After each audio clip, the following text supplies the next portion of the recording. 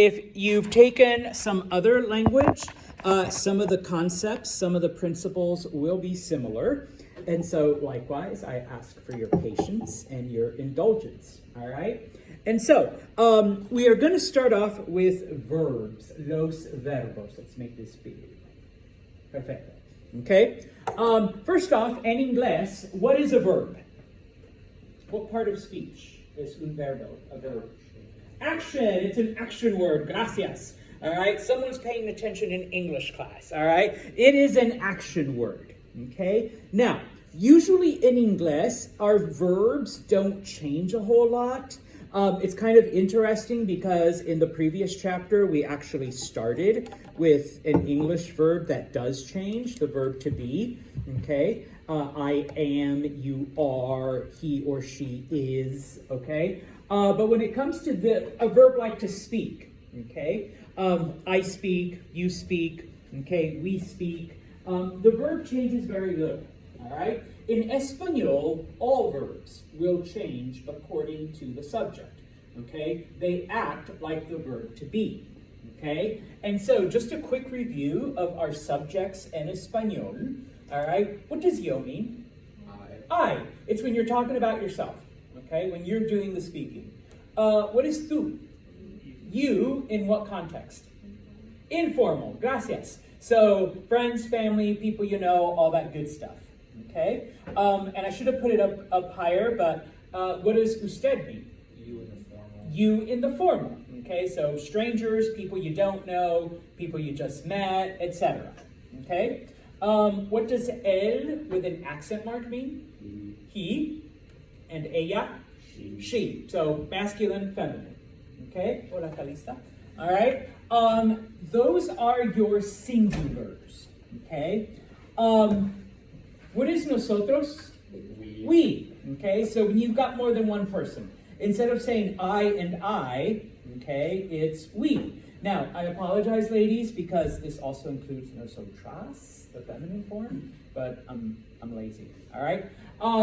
Remember that vosotros is the plural of tú, okay? So if you're talking to a group of people you know, a group of friends, a group of family, all of that other fun stuff, but, and I think all of you got this right, the only country that uses this? Spain, all right? So I'm going to do it in Espanol, so España, okay? Now, ustedes is the plural of usted, okay? So a group of people you don't know, a group of strangers, a group of whatever, okay? Now, in the other 20 Spanish-speaking countries, okay, we use ustedes for everything, for all groups of people. Doesn't matter if you know them, doesn't matter if they're friends, doesn't matter if they're strangers, doesn't matter if they're younger than you, if they're older than you, okay? We use ustedes for everyone, all right? Finally, what is ellos? They, for the masculine form, and ellas? They in the feminine, okay? Now, I don't think I really got too far into this, but in Espanol, the masculine form is the default form when you have a mixed group, all right? So if somebody asked me about my students, okay, and we have 3 ladies and 4 gentlemen in the class, all right, I would describe alls y'alls as a collective. Ellos son inteligentes, okay? They are smart, okay? Am I ignoring the girls? No. No, okay? But Spanish uses the masculine plural as the default form, okay? So that's just the way it goes. Same thing with vosotros. If I use the masculine, I'm talking to alls y'alls. If I use the feminine, I'm only talking to the ladies. Okay? Although I could be talking to the gentlemen in vosotros, but I have to be very specific and say hombres, like men, vosotros sois, and then go on. Okay? So those are your subjects, okay? Now, en español, I'm going to erase this. We have three types of verbs. We have verbs that end in AR. We call those AR verbs. We have verbs that end in ER. We call those ER verbs. And we have verbs that end in IR. We call those IR verbs. All right? Now, there's some variations on this, okay? And we'll introduce those when we get to them. But for now, okay, Spanish has three types of verbs. All right? Because of the way languages are taught, this chapter we're only going to deal with AR verbs. Okay? Next chapter we'll deal with the rest. So if you know ER, IR verbs, once again, please be patient. Okay? We will get to them in the next chapter. All right? Now, the way we form words, the way we form sentences when it comes to using verbs, okay? You will always drop the AR, okay? And then you add a specific ending depending on your subject. And the reason why a lot of language teachers use these little like tree or these, little charts is because, okay? These are your endings for AR verbs, okay? They correspond to the square of the subject. So if you're talking about yourself, yo, and you want to say, I speak Spanish, okay? You drop the AR, you add an O because top left equals top left, and it's yo hablo español. I speak Spanish. Okay? If you want to say they speak Spanish, and I'm talking about all y'alls as a group, ellos is in the bottom right. The bottom right is AN. So you drop the AR and you add the AN, and it's ellos hablan. They speak Spanish. Ellos hablan español. Okay? And so if it helps for those of you that are either new to Spanish or new to languages altogether, I find that the students that do the best on exams are able to reproduce this either in their head or writing it down, because all you have to do is match the square with the square. Okay? Nosotros is top right. All nosotros ends in amos. Okay? Usted is bottom left. All usted ends in the letter A. All right? So, usted habla español. You speak Spanish. Nosotros hablamos español. We speak Spanish. Okay? Preguntas on that. So that's the basic way that we use verbs en español. Okay? Everything I have just talked about, okay? If you look on page 34, the top part of that gray box, okay? That's literally what I explained. And you also have the verb hablar, which FYI means to speak. Excuse me.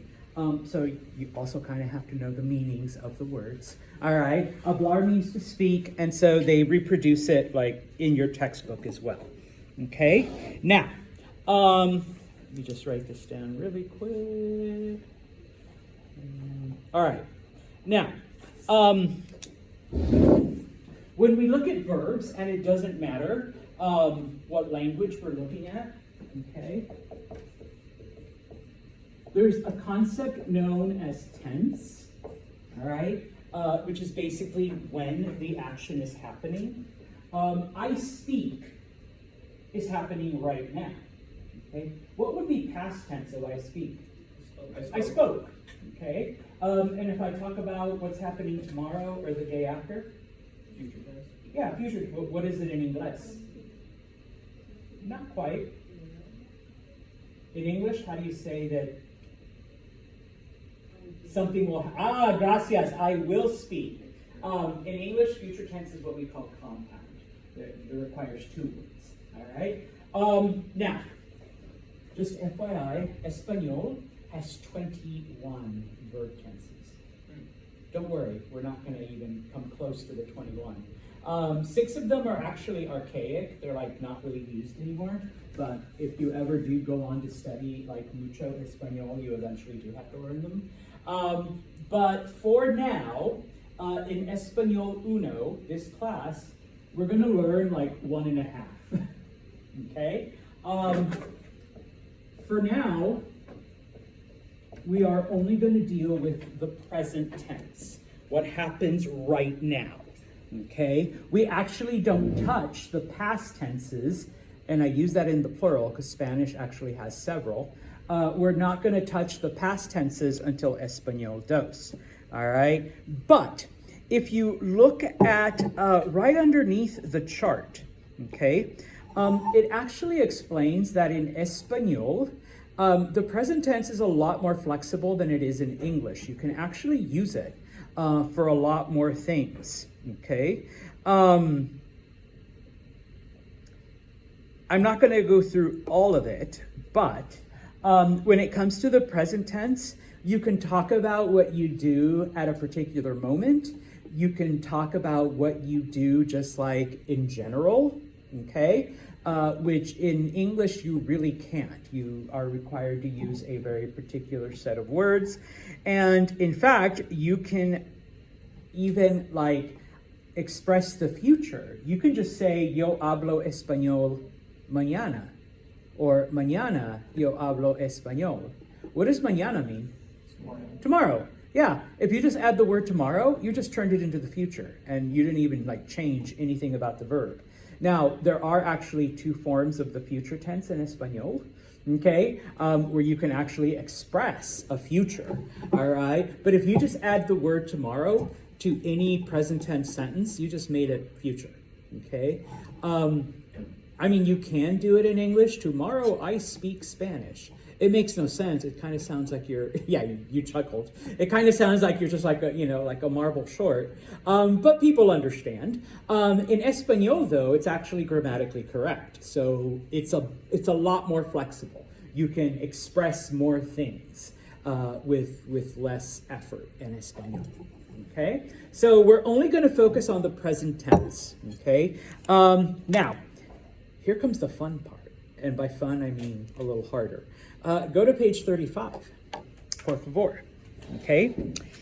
This is the list, okay, of AR verbs that you are responsible for knowing, okay?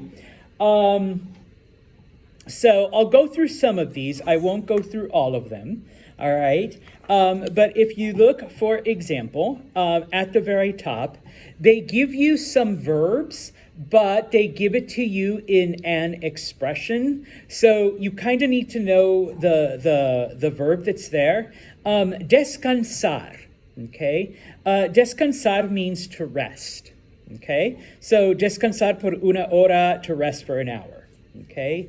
Escuchar means to listen. So obviously you can listen to a lot of different things, but in this case, escuchar la música, to listen to music. Estudiar literally means to study, all right? But as you've seen in some of the speaking exercises, we also use the word estudiar to talk about like a class that you're taking. You are studying a particular subject. The verb llegar. The verb llegar means to arrive, okay? So llegar a la clase, to arrive in class, or llegar a casa, to arrive home. All right. The verb mandar means to send. Now, obviously, there's different things that you can send. Okay. Cartas means letters. If you're old school like Señor Santos and you still write letters and you mail them. All right. What do you think correo electrónico? Correo means mail. Okay. Electrónico is electronic, which in English is what? Somebody whispered it. Email, see. Now, just as an FYI, most people your age don't say correo electrónico. I mean, that's like for old people. So most younger people would just say mandar un email or mandar el email. So if you just use email, but you got to say it with a Spanish flair, that's acceptable. Okay, so yo mando un email a Señor Santos. I'm sending Mr. Santos an email. Okay, mensajes, in this case, that just means messages, and it typically refers to text messages. Okay, so you can say yo mando un mensaje a Elise. I sent Elise a message. But once again, younger people, such as yourself, tend to use the word texto, which is literally English with an O. All right, so I send a text. So I could also justifiably say, yo mando un texto a Carson. I sent Carson a text. Okay, so I'm basically giving you permission to use texto and email. But if you just say yo mando email, no, it has to be el email. All right, and el texto. Okay, regresar means to return. It can mean both. And here they give you as regresar a casa, to return home, but it can also mean to return a thing. Okay? So yo regreso el bolígrafo a Bahari. I'm returning Bahari's pen to her. Okay? Tomar means to take. All right? Now, if you want to say that you take certain classes instead of estudio, that's fine. Okay, so if I ask you, I ask Tyler, ¿qué estudias este semestre? You could just as well answer yo, and that one, no, let me see. Okay, so yeah, I don't play basketball. So yo tomo, and then, a list of the classes that you're taking. Okay, now, it's not in the libro, but fun thing. The verb tomar also means to drink. Okay? So, if someone says, yo tomo español, are they taking Spanish or drinking Spanish? Probably taking. Okay? Yo tomo el té verde. Ooh, what is té verde? Green tea. It's green tea in here. All right. I suppose I could be taking the green tea, but more than likely it's what? Drink. Yo tomo el té verde. Un momento. Yes, it means to drink. I'm drinking green tea. Okay? So yeah. All right. Finally, in that little group, trabajar, okay? Trabajar means to work. Of course, they throw in there, when you talk about when you do something, okay? In Espanol, you use the word por. So, trabajar por la noche, to work at night, okay? Trabajar por el día, to work during the day. Trabajar por la mañana. Here's the fun thing. Mañana means tomorrow, but mañana also means morning. Okay? So to work in the morning. And then trabajar por la tarde. Tarde means afternoon. Okay? So if you have a job, and you work after you go to classes in the morning, you can say, yo trabajo, drop the AR, add an O, yo trabajo por la tarde. Okay, I work in the afternoon. Or yo trabajo por la noche, I work at night. Okay? Preguntas. Then if you go down to the bottom, okay, lo siento, here are more verbs, all right, that you are responsible for knowing the meaning. I am not going to go through all of them, okay, but just some that need to be pointed out. The verb buscar. Buscar means to look for, okay? Sometimes students want to add the word for, F-O-R, which usually is por, T-O-R. You don't have to, because buscar already incorporates the word for. So you can just say, yo busco mi teléfono. I'm looking for my phone. Okay? You don't need to add the word for. Okay? Skipping down, the word desear, okay? Desear literally means to wish for or to desire. For now, we are gonna use it also to mean to want, okay? Now, there's an actual word that means to want, but it's slightly more complicated than just a regular AR verb. So we're gonna save that for the next chapter, okay? Blah, blah, blah, blah, blah. Esperar, okay?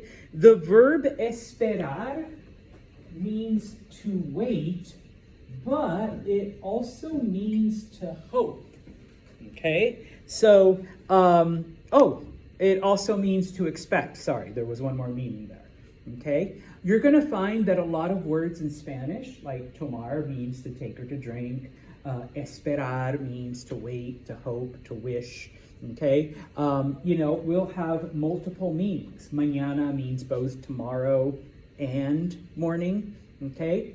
How do you know the difference in meanings? There is one very special C word. Gracias, context, okay? So you kind of have to look at the entire sentence, all right? Not just one or two words to be able to determine. And once again, yo tomo español. Well, you don't drink Spanish. So in this case, you're taking Spanish, okay? So to kind of figure out, okay, what's the meaning that's being used here, okay?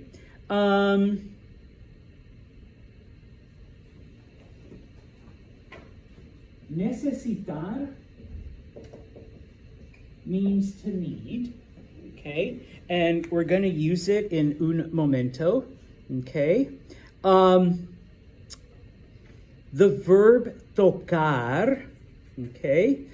Tocar is another one that has several meanings. Tocar can mean to touch, okay? Yo toco el pupitre, I'm touching the desk, okay? But tocar also means to play, but it only means to play a musical instrument or something that has to do with music, all right? To play sports or to play games is a completely different verb, all right? Which we will also learn in a future chapter, the next chapter. So for now, when we use tocar, we're only talking about playing music or musical instruments, okay? Preguntas on that. Because there's one more point I need to make, and then vamos a practicar, okay? In both English and Spanish, we have a concept known as compound verbs. A compound verb is two verbs, sometimes more, but usually two verbs expressing just one action, okay? And when you have a compound, you have, I had an English teacher when I was little, Santos, who called them auxiliary verbs. I could never say auxiliary correctly when I was younger, nor could I spell it when I was younger. So my teacher was like, Santos, just say helping. There's a helping verb and a main verb, okay? So for example, I need to speak. Okay? Need is a verb. Speak is a verb. Together, one action. I need to speak. Okay? I want to rest. Okay? Want is a verb. Together, wanting to rest is just one action. Okay? Now, in both, Espanol does this as well. Okay? Now, in both English and Spanish, there are only certain verb combinations you can make. Okay? I can't say, I rest to speak. That, kind of makes sense, but it really doesn't. Okay? Those are two separate actions. All right? First I rest, then I speak. Okay? So, en Espanol, okay, you have the helping verb and you have the main verb.